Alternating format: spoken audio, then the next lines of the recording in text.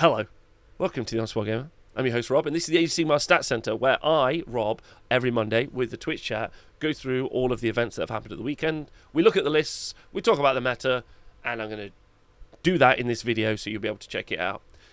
In parallel with this, I guess, I'm also now going to create a blog post on thehonestwargamer.com. The link will be down below if you'd like to try and click it, and then hopefully I'll put the lists in there, or I'll put lists that are kind of, cookie cutter lists or something. I'm not 100% certain exactly what I would like that blog post to be as of yet. So I'd love you to tell me in the comments below what it is you'd like to see from that blog post. But I'm definitely going to rip out the links and also some of the lists that I really liked, like Rob's top pick or something this week in that blog post, and that should accompany the stats show every single week.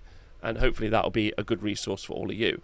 Let's get on with the events. This week, pretty excitingly, we have 317 players playing from 6 countries around the world. Wales, USA, Australia, England, Norway, 2 in New Zealand, and then in England again. So loads of different events, which is super fun. 317 players, 6 countries. So let's get into all of the lists. And as always, if you want to support the show, like, comment, subscribe, and support us on Patreon, etc. Thanks very much. The first event that we're going to cover today is the Old Town Throwdown. Oh God, I've already messed up the intro there. Organised by a wonderful person called Gareth. I've got a lot of time and love for him. I've said this time and time again. It was being held in California. And sorry about that. So Gareth was organising it and had 101 players. The chat want me to reshoot the intro, but I think I nailed it, so I refuse to reshoot it.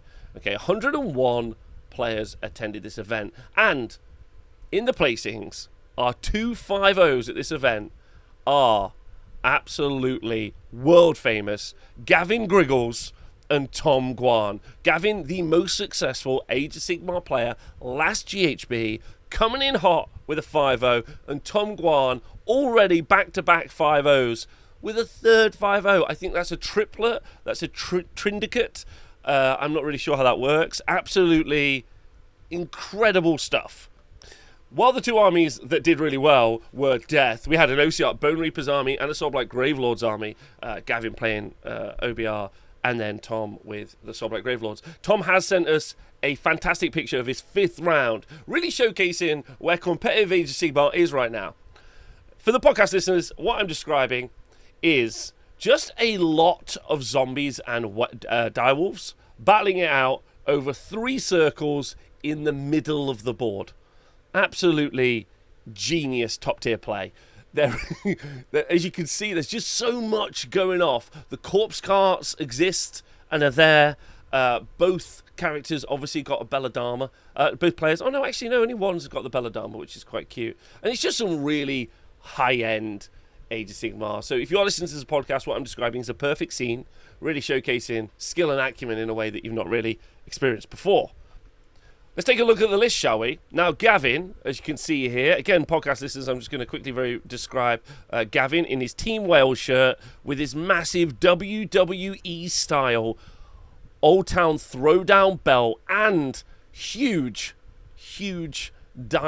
golden necklace and a cape for winning the event. Was running a OCR Bone Reaper list in the sub-faction No Myriad, which gives you a 2+ spell ignore, particularly good, obviously, into the devastating Seraphon force that exists in a minute. In fact, I think there's a good argument to say that if OCR Bone Reapers didn't have this single sub-faction, they might be in a real struggle.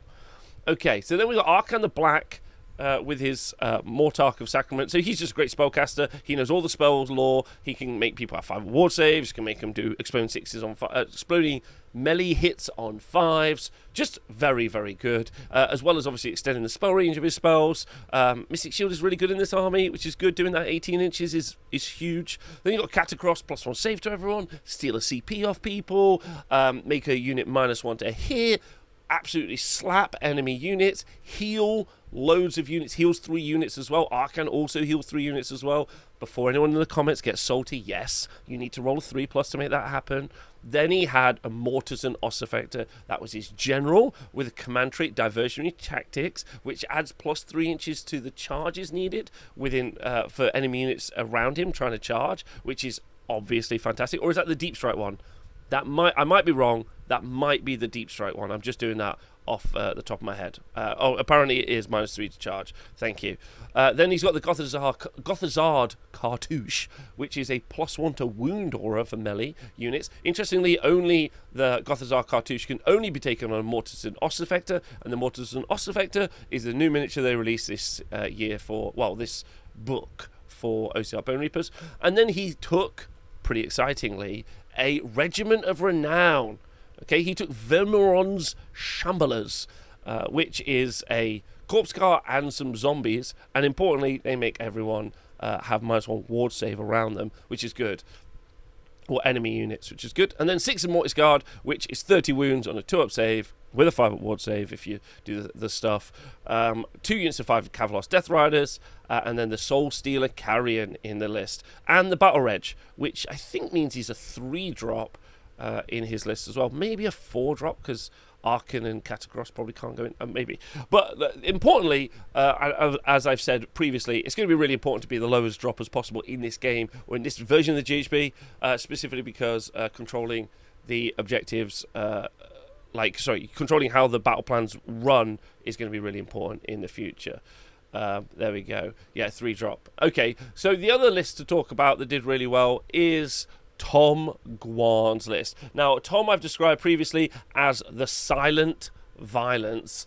Absolutely love Tom Guan. Now, a lot of people ask where Tom Guan got this army. He actually got it from 10 different car boot sales, is where he got it from, like a combined mixture. So instead of painting any of it and wasting his time doing that process, he just went to different car boots, picked up, a Belladama here, some square-based zombies there, normal things. Yeah, it's the right, which is good. There's also a picture for people at home who haven't seen what this game looks like, and it's great. It's a lot. There's a picture from round 5 where it's zombies versus zombies, which is just brilliant. Okay. Oh, sorry. Yeah, sorry. Not a car boot. Obviously, in the US, they're called yard sales. So it was a garage sale, yard sale, whatever it would be called. What's in the list? Well, I think this is Tom Guan's third 5-0 with this list so far. It's a Vycross Dynasty, which means you can give an artifact to a unique character, and in addition you have a heroic action to summon a unit of 10 direwolves, which is of course 20 wounds, which is super important.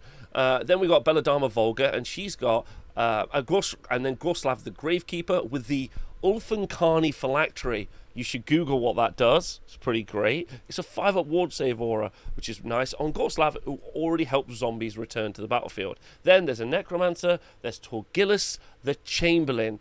Now, Torgillus the Chamberlain has, and Tom is in the chat, and I'm really lucky to have Tom here. Tom said that Torgillus's shooting attack is, and I quote, cringe. Let's talk about why.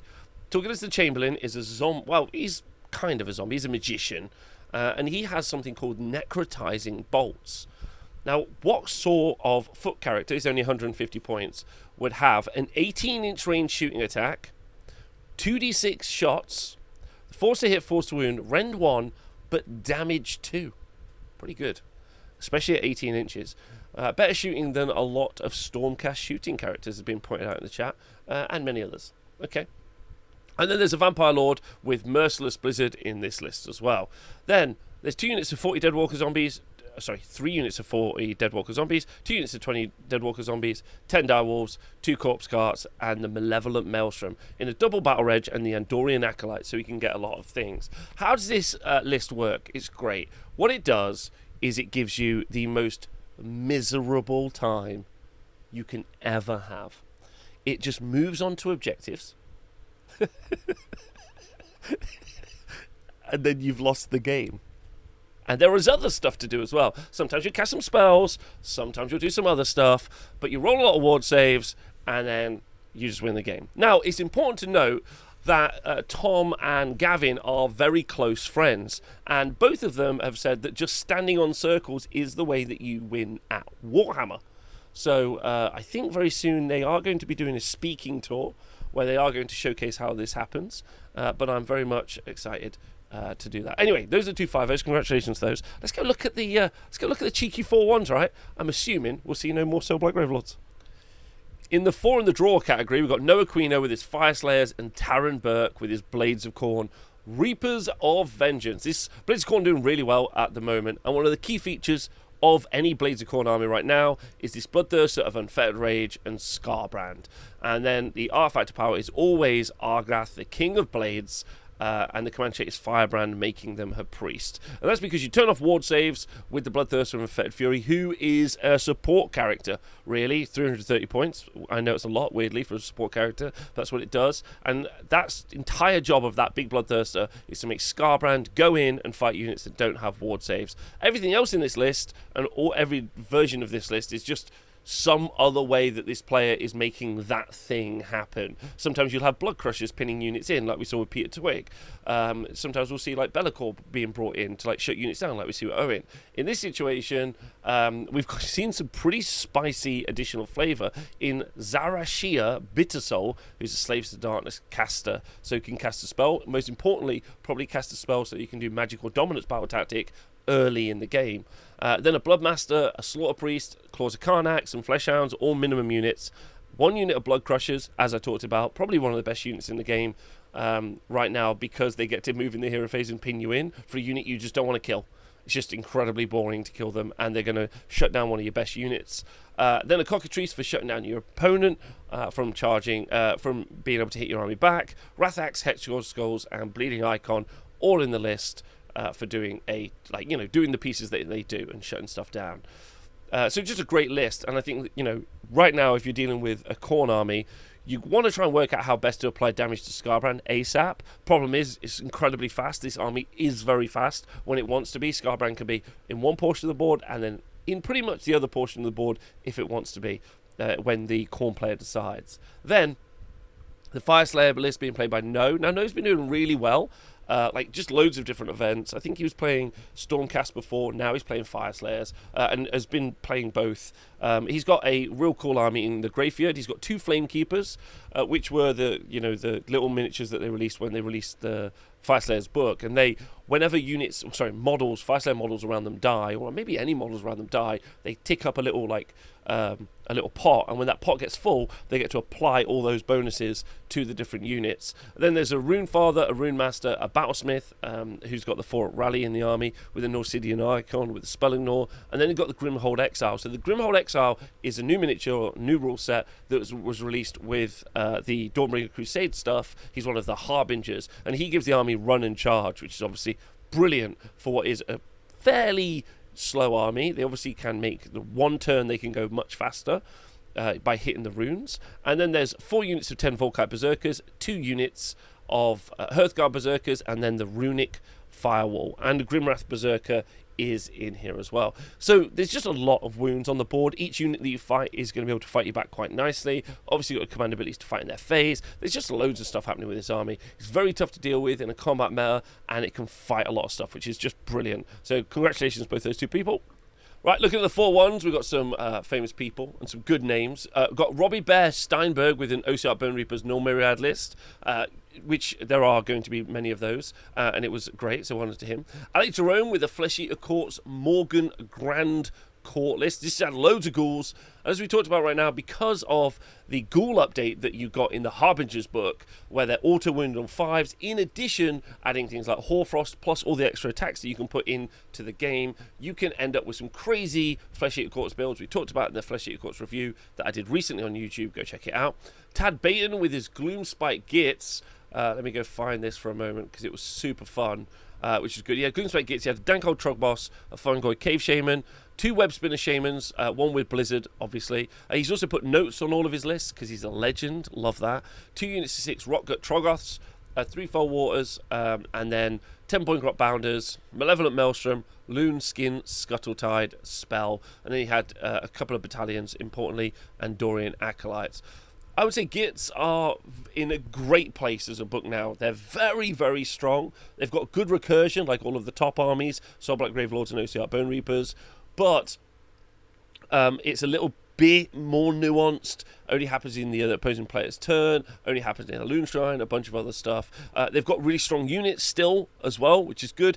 Great access to grand strategies and battle tactics. They've got some good ones in their list. They've got cheap wizards for doing great spells like Merciless Blizzard on the Web Spinner Shamans, and then they've got really tanky units like the Troggoths, and then they've got great countercharge pieces in Boingrot Bounders, which are super cheap still at 300 points. That doesn't include if you wanted to run all stabber lists and shooter lists. Gits are in a really good place at the moment, and it's great to see.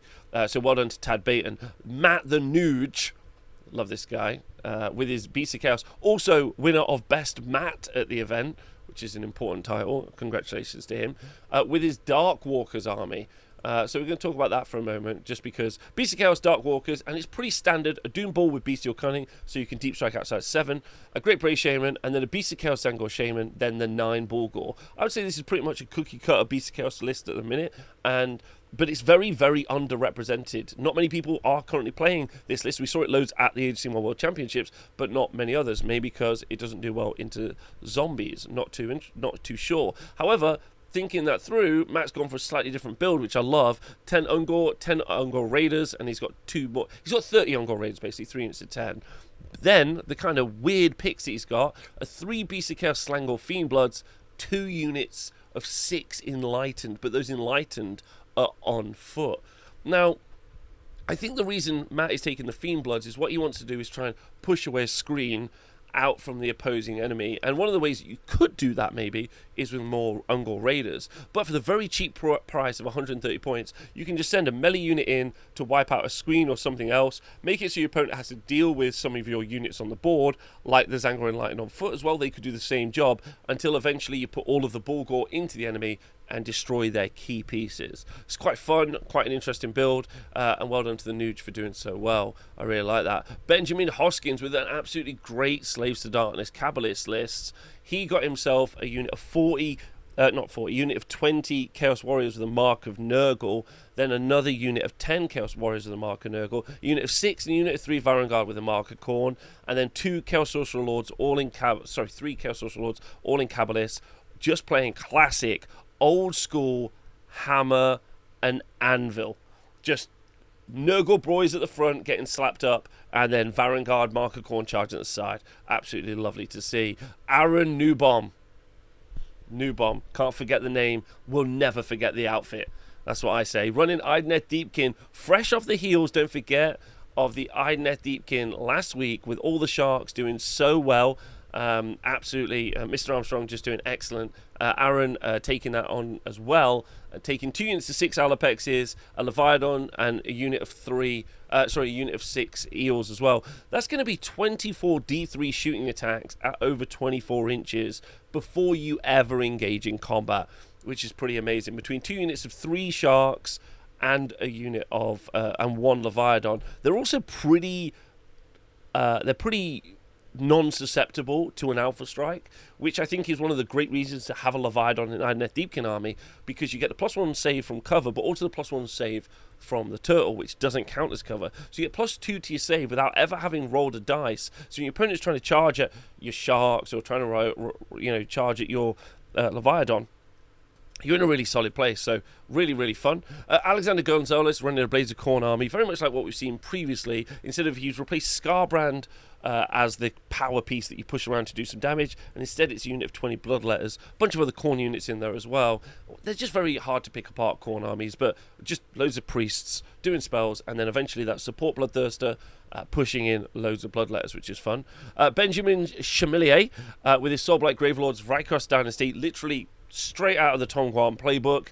Loads of zombies, Corpse Cart, Vrykos Dynasty, 2 5-up wall bubbles doing all the damage, and then Ryan Inman with his first 4-1. Timber is all I'm going to say. Timber. And he was running a Gatebreaker, a War Stomper, and a Kraken Eater. So 3 big Gargants in a Sons of Behemoth army, Breaker Tribe. But he brought the Rabble Rouser Battalion from the Harbingers book. So this now means that we've seen 3 different Harbingers at this event doing really well. So those new rules and new models from Games Workshop really helping. The Rabble Rouser, but like, it makes all of the monsters in the army run and charge. So as if Gargants weren't fast enough, now they're running and charging and hitting you straight away, which is pretty amazing, to be honest. And then that is everyone at the event.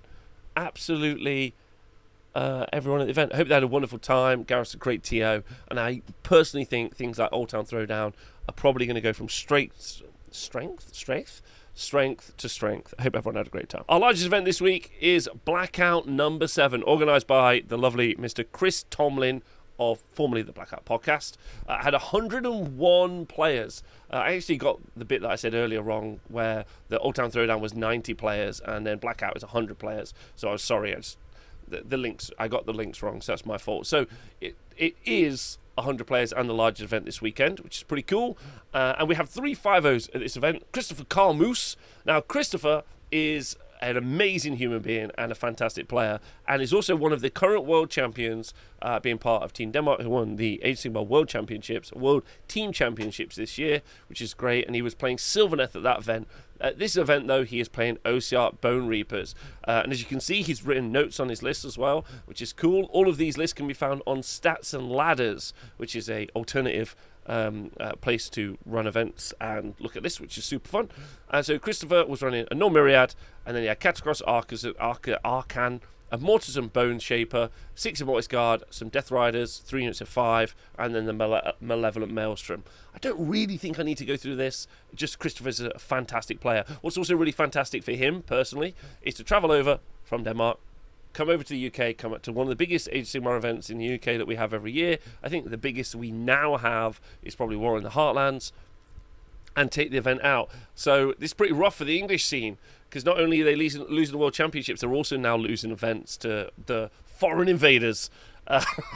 Or our visitors, actually. So, Christopher, congratulations to you. Andy Hughes with a 5-0 with Soulblight Gravelords list. And while it is Soulblight Gravelords, it's not quite what we've seen with all of the zombies. It's got Nagash in it in the Legion of the Night, a Vampire Lord, a Necromancer, 60 zombies, 2x3 Fellbats, a Corpse Cart, and some Banshees. I think the best part about this list is probably the Banshees. Being able to do the Spell Ignore in AoE is really good, especially as an ally. I think that's really fun. And Nagash obviously is as good as Nagash ever was, especially for shutting down a bunch of Andorian stuff, which I think is good. And then Stephen follows with the Soulblight Gravelords list, again making it very different. Legion of the Night, White King on Skeletal Steed, Manfred von Carstein, and another White King on Skeletal Steed. Battle line of 3x3 Fellbats, and then 2 units of 10 Black Knights, and then 3 units of 10 Black Knights, and then 2 units of 5 Black Knights. So we did talk about this kind of on an Age of Sigmar show a few months ago, like whenever the Soulblight book came out, we were talking about it in the chat, one of those things we didn't put on YouTube or as a podcast, and we did say that eventually this would be happening, and we would be seeing this Black Knight meta. A lot of mortal wound impact hits coming from this army, which I think is really interesting. Stephen is a fantastic player, and he also recently ran a really massive event, started to become a little TO in the UK as well, so that's great. Love to see that, so congratulations to him. And the counter charge with the Black Knights in this, as Owen is saying in the chat, I was about to talk about that, is very, very good. It's a lot of mortal wound impact hits, and then it's a lot of retreating and charging, basically. So just very, very good. So congratulations to all 3 players. While it is Death 1, 2, and 3 again, at least the 2 different Soulblight Gravelords lists are very different to each other and different to the ones we've read out before. So it does really showcase that Soulblight Gravelords probably is too strong a book anyway, but the width of the book, like how many units you can take, is pretty wide, and all of the people who have won with it so far have been world-class players. So congratulations to everyone in the 5-0 bracket. The list of 4 1s does not stop being exciting. There's just so many interesting, weird and wacky lists. Now obviously this is a big event, and therefore you don't have to necessarily always play all the tough opponents going in, so you generally tend to end up with some some variation, which is fun. But it's nice when an event is that big, you can see that, and there's some really great list writers doing it. The first 2 examples, Chris and Laurie, both excellent list writers. So Chris with a really fun Idoneth Deepkin list, with just a variety of stuff, an Achillean King, an Eidolon of Mathlan, an Ishran Tidecaster. Then he had 20 Thralls, 10 Reavers, 6 Ishling Guard, and he did those twice. So those are the defensive heals. And then you have 5 Heartrenders, and then the Avatar of Cain as an ally.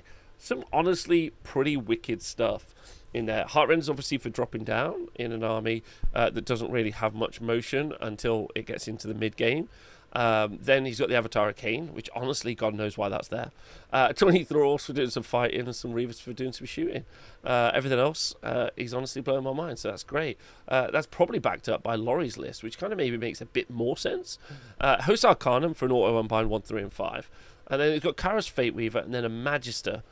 And then he's got a Gaunt Summoner of Tzeentch. And now the Gaunt Summoner has got Hoarfrost, and the Magic's got Arcane Suggestion, both of which are quite important, because Arcane Suggestion can be the -1 to your save, or it can make it so you can't receive or distribute command abilities. Then 2 units of 10 Carrick Acolytes, 3 Screamers of Tzeentch, and then for his first ally, he's got a unit of 22 Blitzbarb Archers. I think it's fair to say that getting rid of screens can't be that easy in Tzeentch. You do have lots of shots if you take in horrors, but not necessarily good shots, and Blitzbarbs will do that job, as we see in Slaanesh armies. But his absolutely outside pick is this unit of 6 Ogroid Therodons. So these from the Slaves to Darkness book, and if you take them in a coalition inside Disciples of Tzeentch, you are going to be able to give them a 5-up ward save, which I think is quite nice. And also, one of the things you're going to be able to guarantee is the charge roll, which is pretty good as well. So you've got a fairly fast unit that will do quite a lot of damage. And don't forget, since the Battle Scroll update with Coherency, this unit can go wide and doesn't have to be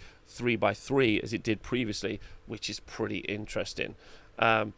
So yeah.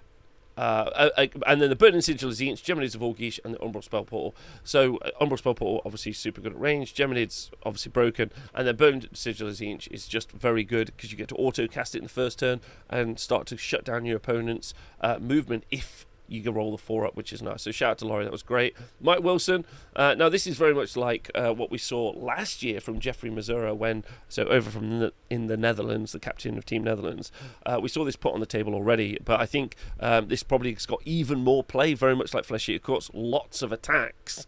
Daughters of Cain, Drycheek and Neth, and he's got Hag Queen on Cauldron of Blood, another one, a Slaughter Queen on Cauldron of Blood, 2 High Gladiatrixes, which massively buff Witch Elves, then he's got a Blood Rat Medusa, and then he has 2 units of 30 Witch Elves, 2 units of 10 Witch Elves, and then 2 units of Heart Renders, and then the Life Takers. Now, it's fair to say that you already get a lot of battle tactics for the Daughters of Cain. They've got some great book ones, and they've got access to some okay ones from the core book. And now the Witch Elves are going to do the job of making sure they can fight on circles really well, which I think is super interesting. So well done to Mike. I think that's a great list, and it's really nice to see it in the meta. And also well done painting that many Witch Elves. Dan Arnold, Daughters of Cain, Keltnar, different sub-factions, been pointed out in the chat, thank you. With Marathi Cain, a Melusite Iron Scale, 15 Blood Sisters, 10 Bloodstalkers, 5 Blood Sisters, and a bunch of Heart Renders. Same thing I said before, but this is slightly different. The Blood Sisters are going to do a ton of damage, and we already saw Daughters of Cain go 5-0 the other week, so a Daughters of Cain back really does feel like it, especially with 2 of them on a 4-1 bracket. David Towsey, the published author, award-winning author, an absolute all-round great guy, with his OCR Bone Reapers list going 4-1. It's just what you would see previously. It's got Catacross, it's got Arcan, it's got a Bone Shaper. It doesn't have Arcan actually. It's got an Ossifector, a Bone Shaper, then it's got 6 Immortus Guard, 6 Stalkers, a unit of Morghast Archai, which is kind of like the fun pick at the minute. Chris Huji on a 4-1. Honestly, Chris, I have no idea what this list is about. This blows my mind that you went 4-1. I think you might be one of the best players in the world. He was running Eternal Conflagration Tzeentch, which I have not read out in a long time. He's got Be'lakor for shutting down the opponent big hammer units. He's got a Fate Master, and then a Gaunt Summoner of Tzeentch. And then he's got 6 Flame of Tzeentch in battle line, which is mind-blowing. And he's also got an Exalted Flamer of Tzeentch. Then he's got 10 Pink Horrors, holding objectives, 10 Carrick Acolytes. And then he's got 3 Zangor Skyfires and 3 Enlightened on Disc.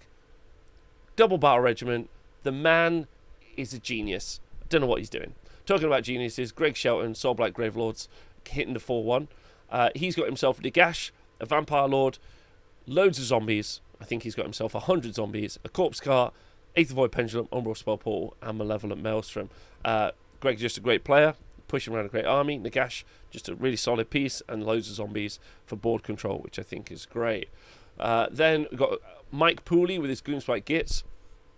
He's got a tank called Trogboss. He's got Scragrot. And then he has 2 Wurgold Prophets. I just want to point out that he named them Crazy Joe and Crazy Steve, which I love. 20 million Clan Stabbers, 2 units of 6 Rock Guts, 2 units of 5 Boingrot Bounders. So just a kind of classic tank and spank. The Rock Gut Trogoths are a great front line for being hit, and then you hit them back really hard. Boingrots pop over the top. Do a load of damage from the Wurgold Prophets, obviously, as well, which I think is absolutely brilliant, and I love that a lot. Then we've got Aaron Boyan with his OCR Bone Reapers, Catacross, Bone Shaper, Death Riders, Immortus Guard, 2 units of 6. Shout out to Aaron. Excellent result. Adam Mumford with Sylvaneth. Pretty rare. Harvest Boon. A Warsong Revenant. Gotrek in the list. Now, Gotrek's great. If you want something that's going to get rid of 6 Immortis Guard on an objective, I reckon Gotrek has got the money in his pocket, which I think is fun. Then he's got 9 Revenant Seekers. Don't forget this is Sylvaneth, so you've got Strike and Fade. They're also really fast as well, so you don't need to rely on the teleport, which I think is fun. And then you've got 2 a unit of 5 Gossamer Archers and some Tree Revs. What I really like about the Gossamer Archers, obviously, is shutting down your opponent's ability to like move into the midboard like Foxes used to do, and then being able to charge over the top of the Revenant Seekers the whole time you're trying to avoid Gotrek while also taking damage from the Warsong. Pretty fun list. Thomas Bastian with another 4-1 for Daughters of Cain. Looks like they are back. Xanthikai. He's got Bloodrat Medusa, a High Gladiatrix, Slaughter Queen on Cauldron of Blood, 15 Blood Sisters, which are the Fighty Snakes, 10 more Blood Sisters, which are the Fighty Snakes, some Witch Elves, and a unit of Doomfire Warlocks as well. So it just looks like they're back on the board, which is fun. Owen Jackson with his Beast of Chaos and with an impressive sports score. Doomball, Great Brave Shaman, Be'lakor, 9 Bulgor, and then 50 Ungor Raiders with some Ungor as well in a battle regiment. Absolutely just taking names and just, controlling the game. It's one of my favourite lists at the moment. Me and Owen have been talking about that a lot. I think it's really good.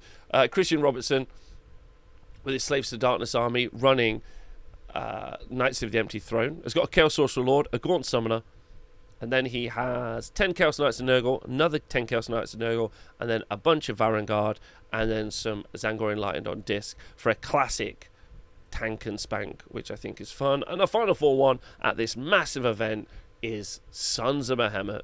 So we've got a Kraken Eater, King Broad, a Gatebreaker, and a bunch of Man Crushers with Geminids. So a pretty diverse 4-1 if you think about it. Yes, Soulblight, Gravelords, and Ossiarch Bone Reapers featured in there, but we also got Sylvaneth, Daughters of Cain, Beast of Chaos, Sons of Behemoth, Gloomspite Gitz, and Tzeentch. Oh, and Idoneth Deepkin. So 6 or 7 factions in there, not including Ossiarch Bone Reapers and Soulblight Gravelords. So nice and diverse. Just definitely there are some armies missing in that mix, and some of those armies feel like we see them a lot, which is fair.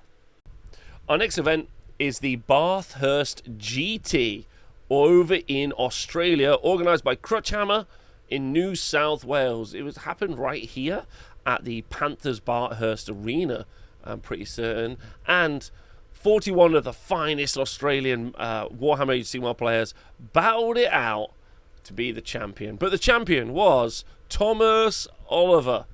That's who it was. Congratulations to him. And he was a bit of a blast from the past, going back to 2022. He was running Maggotkin, Nurgle, Drowned Men. He had Be'lakor in his list, which is an obvious pick, so good. A Lord of Afflictions with Overpowering Stench and Split Horn Helm. Again, you can't do command abilities in a certain range and a 4-up ward save, I'm pretty certain. And then Gutrot Spume. And then he had 4 units of 2 Puscoil Blight Lords. Don't forget, they're going to get the pre-game move. They have got a load of wounds. They've got a great armor save. The whole army's got a 5-up ward save. And then finally 20 Rotmire Creed for adding in all the delicious extra disease points across this army. Super fun. And a bit of a blast from the past, but that would look awesome on the tabletop, and I'm sure it's great fun to play. Congratulations. It's just really tanky. Moves forward, grabs objectives, is really fighty as well, actually, because it does a lot of attacks. So congratulations to Thomas for doing so well. In the 4-1s, we've got a bunch of very fun lists. Terence Voller, well, just making a lot of people cry. He's got Hedonites of Sinesh army in the Pretenders sub-faction. Don't forget that means you get a lot of CP, but also you get to do a lot of command abilities. Most importantly, you get to do all-out attack 3 times, or unleash hell 3 times, which is pretty nice, especially when you consider he's got Be'lakor in the list, and then 88 Blissbarb Archers, 4 units of 22, which is a lot of guys. It's a lot of guys. And then he's got a unit of Blissbarb Seekers. So that's something like 160 shots in each shooting phase, just blotting out the sun.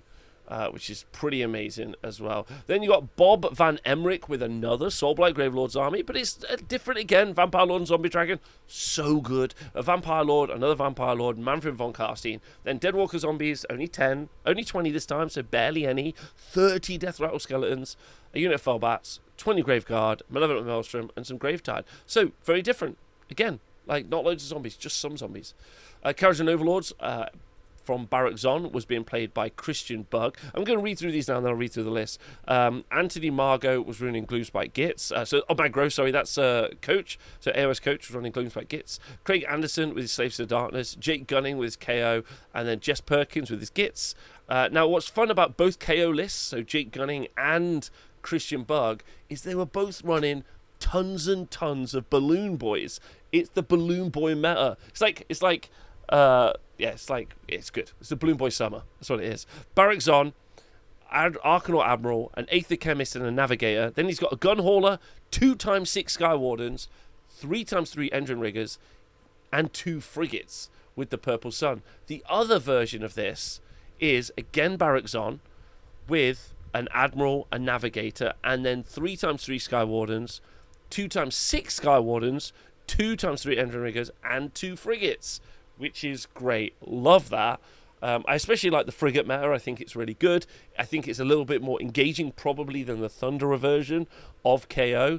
And they're running loads of Balloon Boys around, always strikes first, getting out of boats, doing some fighting. Feels very good. Also very fast and mobile as well, which I feel like you maybe need to be in this GHB, which is pretty fun. So congratulations to both those two guys.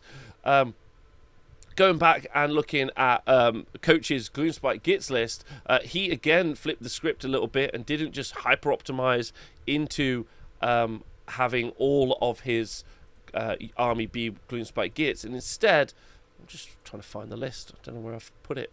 Somewhere. He had Big Drog, Fort Kicker, there it is, Scragrot, Squig Boss, a Fungoid Cave Shaman, a Madcap Shaman, a Loon Boss, 40 Stabbers, 20 Stabbers, and then 24 Squig Herd, with a Gobblepalooza and some Spore Splatter Fanatics. Now, you can get an absolute mental amount of attacks from the Spore Splatter Fanatics on and also the buffs you can get from the Gobblepalooza on the Moonclan Stabbers, and then the Big Drog Fort Kicker can just go and stand on objectives like everyone else can.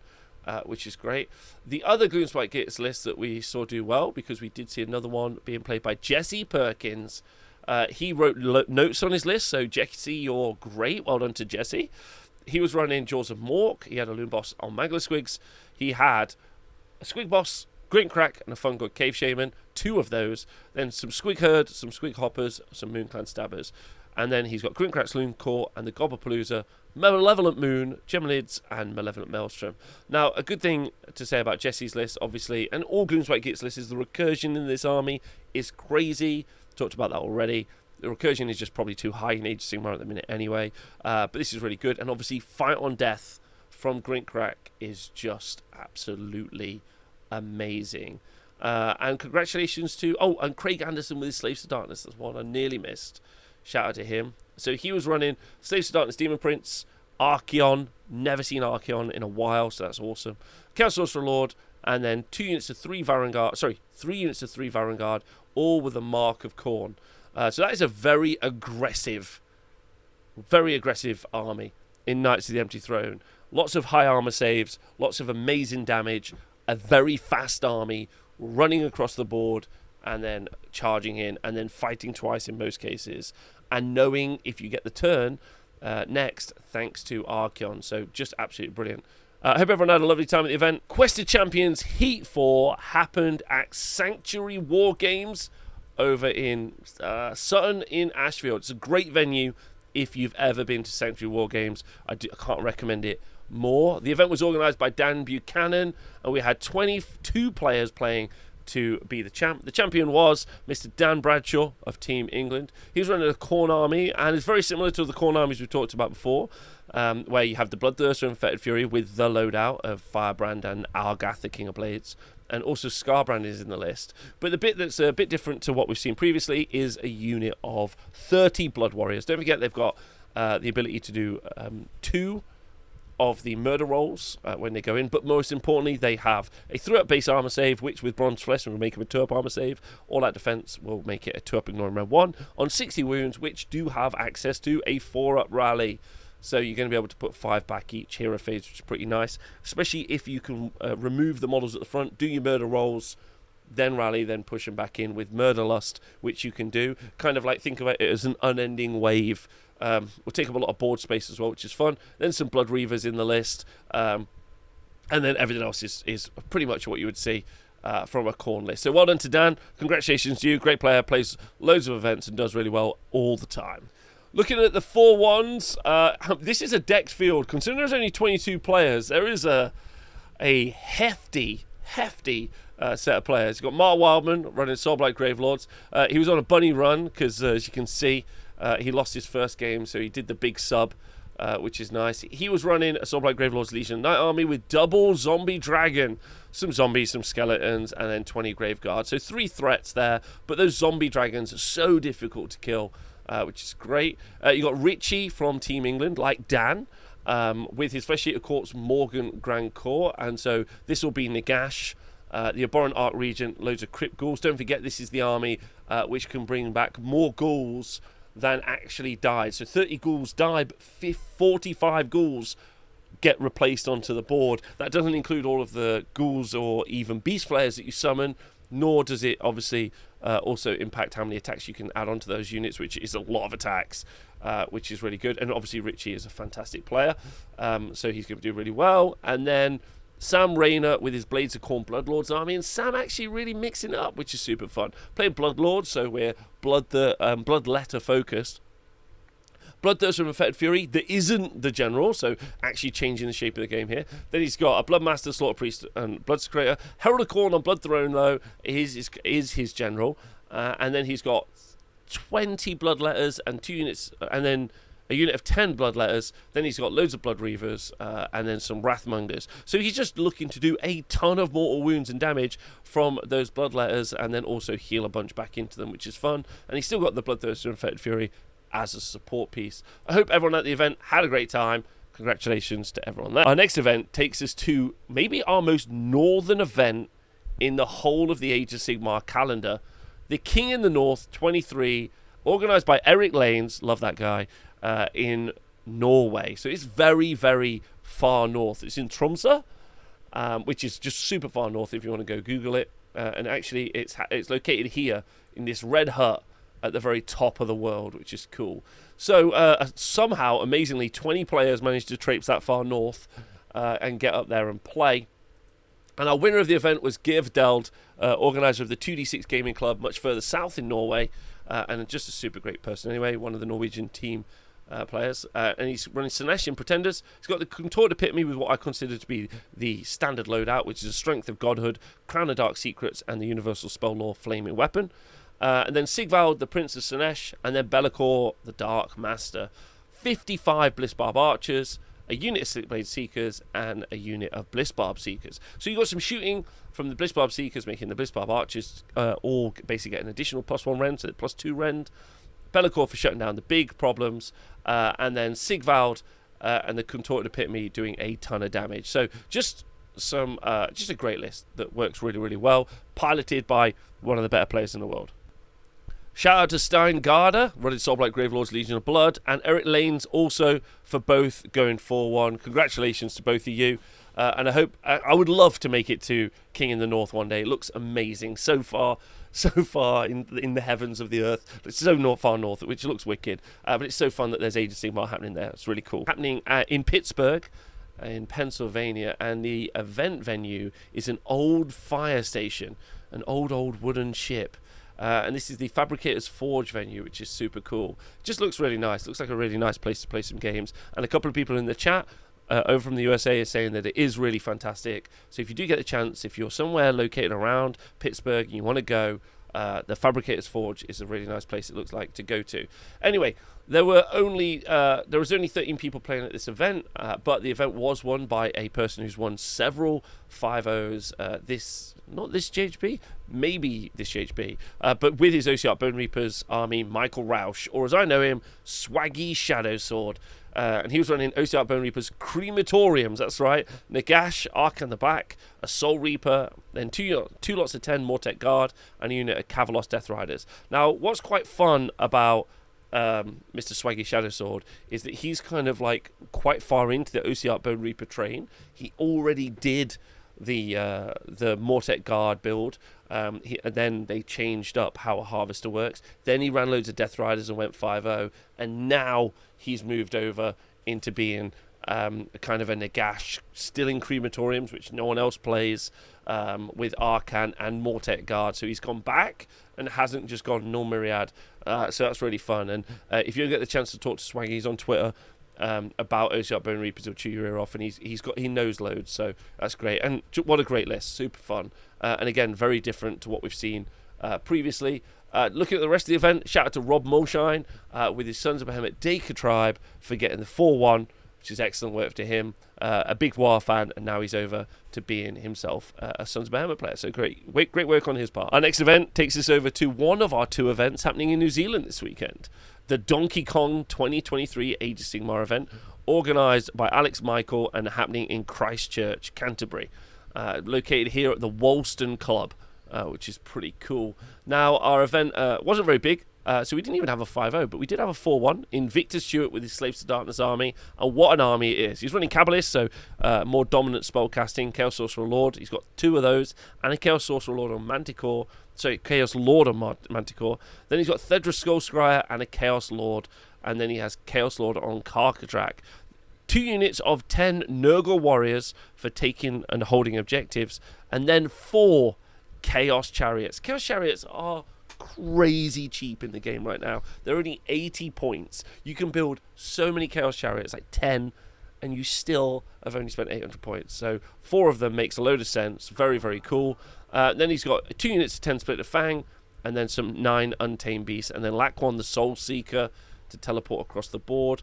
And of course, he's got Demonic Speed on lots of his army, and his Chaos Sorcerer Lord has got Hoarfrost, and the other one has got Merciless Blizzard for a 3d6 cast spell on the big spells. Hope everyone at the event had a lovely time. Shout out to all my friends over in New Zealand. Hope you're having a wicked time there. Our last event is the Ragnarok AOS Iron Man, which is 5 2,000 point games in a single day. 5 2,000 point games in a single day, organised by Russell Taylor, which is fun. And it was located here, amazingly, inside this phone shop on this high street, which is a crazy place to hold an event, but you know, it is what it is. We had 8 players playing at this event, and it was won by Mr. Benjamin Sava with his Soulblight Gravelords army on his comeback tour. And he was running Legion of the Night with Nagash, the Supreme Lord of the Undead, Vampire Lord, and Abhorrent Arc Regent as an ally, and then 6 Felbats and 2 units of 3 Felbats, which you've seen very commonly be battle line units at the minute. It's quite fun. It's a nice little trend. 2 lots of 20 Deadwalker Zombies, and a Spell Portal, Malevolent Maelstrom, and the Aether Void Pendulum. So very similar to the list that we saw play at Go 4-1 at the big event Blackout as well. So Nagash really seeing his time in the sun, which is interesting because as a zombie or a bone daddy, I feel like he wouldn't really want to do that. Then looking at the rest of the event, we got Phil Sprignall, the Balloon Boy himself, Balloon Boy, going 4-1 with his Carriage and Overlords. And just as always, just a special shout out to Dom for probably winning Best Sports in 3rd place. Just what a great human being. Pretty crazy those 8 people wanted to play 5 games of 2,000 point Age of Sigmar in a day, but congratulations to all of them for doing it. That concludes the Age of Sigmar Stats Centre this week. And what have we learned this week? Well, we learned that Tom Guan needs to stop taking so many zombies out there. Yeah, definitely zombies are too good. Zombies are too good. But all of the players that did well at all of the events are either international players, or pretty much across the board were international players, and that's pretty crazy. So I think there's something to be said about when you read these things out, they seem like they're really strong. Also, the same person keeps going to more events and winning with those as well. So while we did read out loads of Soulblight Gravelords and we read out loads of loads of OCR Bone Reapers, it does feel like Death is very strong. It feels like it's recursion that's really strong. It's the bringing units back, because it's multiple different Soulblight Gravelords lists as well. There were there's loads. There were just 3 at one event, if we look at Blackout as an example. They're all very different. So I think that's something we really need to remember before we shout from the rooftops that this thing is broke. I mean, my thumbnail will say that, but that's important to note that we can ignore that. There were loads of other armies that were doing well. A Daughters of Cain back, that's amazing. We saw no Incarnates this week, which last week I was like, oh my god, Incarnates are back, and now they're reincarnated, but they're not back, because I saw no Incarnate lists, which is fun. Loads of different Tzeentch lists, which was weird and wacky and wonderful. We saw Daughters of Cain come back, which we talked about, and they were all different as well. We had loads of Witch Elves, we had some stuff. We've got some multiple different Idoneth Deepkin lists, like some definitely very Shark heavy, but then we saw some weird and wacky lists on that as well. We saw KO lists that weren't using Thunderers and were using all combat pieces, which was fun. Gits had their time in the sun. Gargants had their time in the sun. We saw some Sylvaneth. Gotrek. I mean, listen, if you want to deal with some Immortus Guard on an objective, just put Gotrek there. That feels like a great shout from Adam, which I think is interesting as well. We haven't seen any Stormcast, though, so that is a good point. And some of the armies are missing. We saw Sinesh doing really well. There's definitely some really interesting stuff out there. And, the meta seems to be in a really interesting place. Also, let's also just point out that the game is still, as in this GHB, is still really, really new.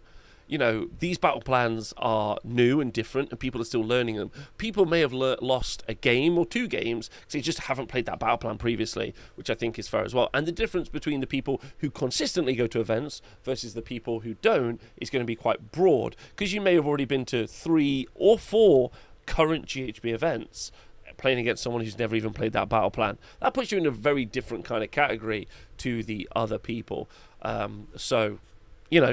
That's something to think about as well, because we're still early in. Now, talking about stats, I know that Ziggy has said that he's going to put the stats dashboard together, so we're going to get our first look maybe next week at what the actual stats look like for the game. Meta representation will be something that's really interesting as well, because while we haven't seen any Stormcast doing well, we also haven't seen many Stormcast play, which I think is the important part to talk about. We have seen lots of some armies play, and there's a good conversation about it being the production meta being the reason it's really easy to build OCR Bone Reaper armies. It's not actually easy to build zombie armies, so it's crazy seeing those. It's definitely not easy to build Blitzbarb armies, so it's crazy seeing loads of those. So the production meta is also going to be an interesting factor right now. I will say also to point out that we're seeing Regiments Renown in some of those top lists, which I think is interesting, and we're also seeing those Harbingers from the recent release also making Fireslayers armies better, and making all of those different armies work quite well. So that's quite fun as well. Any guessing to the worst army right now? No, I can't really say what that would be at the moment. I feel like Skaven, but then Skaven did well last week. It's quite interesting. Ironjaws did okay this week. I really at the moment like anything that's trying to beat up all of the zombies, so I think that's fun. So if you've enjoyed the show, thank you very much, and I hope you could subscribe to the Wargamer Patreon, or just leave comments and those things. That lets me know that you enjoy it when I do this. If you listen to the podcast, thanks very much. Please leave comments and subscribe. See you guys soon.